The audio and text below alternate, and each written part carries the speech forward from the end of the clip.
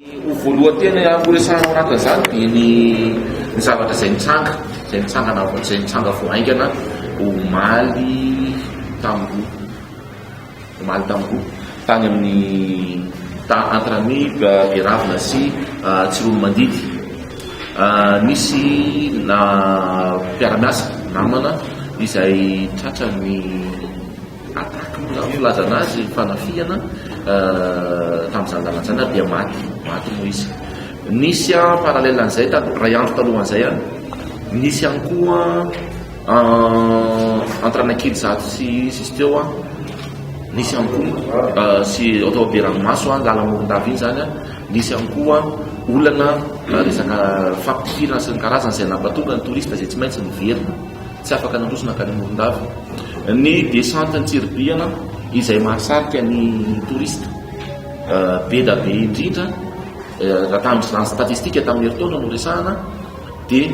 betsaka ny fisiany zany zavatra zany hoe misy manao ataka amin'ny armée mihitsy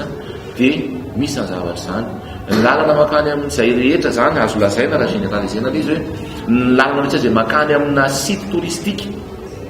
dia misy an'izay karazana tsy fandriam-pahalema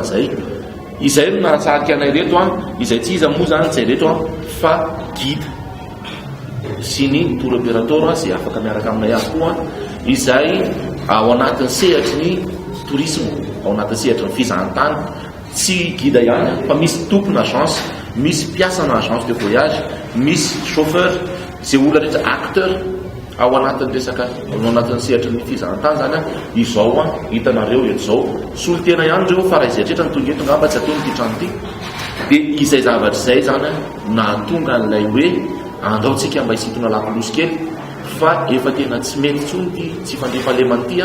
efa tena tsy mety tsony le zavatra mitsanga izay voalohany indrindra manimba ny asa amin'ny fizahantany, manimba ny firenena amin'ny sehatra ny fizahantany satria raha mivoizintsika foratra amin'izay fa ny fizahantany dia isan'ny mitondra vola ary mampitombo ny PIB eto Madagasikara dia zao le fizahantany zany en danger satria tsy fandriam-pahalemana zany no isan'ny zavatra voalohany nampihemotra mihitsy ny torista tsy ho avy amina toerana anankiray na tsara takin'ina le toerana. Zay zavatra izay zany nampatonga le hoe andao isika aloha mba hiresaka mikasika an'izay inona avy moa zany interpellation anatin'izay zavatra izay zavatra mbo atao ao anatin'ilay izy dia miantso voalohany indrindra ny fandraisana andraikitry ny ministèren'ny défense publique, miantso voalohany indrindra faharoa dia miantso ihany koa ny fandraisana andraikitry ny hiérarchie rehetra ny tompona andraiky mpanjakana izay voakasiky ny tsy fandriam-pahalemana eto Madagasikara ary mino fa tsy ny tourisme ihany fa ny tourisme aloha ny hitanareo fa tsy ny tourisme ihany no manana an'izay olana ary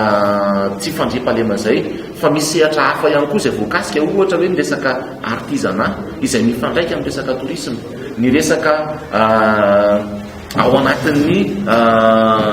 fidiram-bola ireo population locale le olona any amin'ireny site touristique reny izay miankina be da be ao anatin'ireo vazaha izay tonga eto Madagasikara reo misy fandraisany be da be zany le izy noho izany dia minonay fa rariny dia rariny raha mba mandray andraikitra ny fitondram-panjakana par le biais ny ministère na zay zavatra mitranga eto.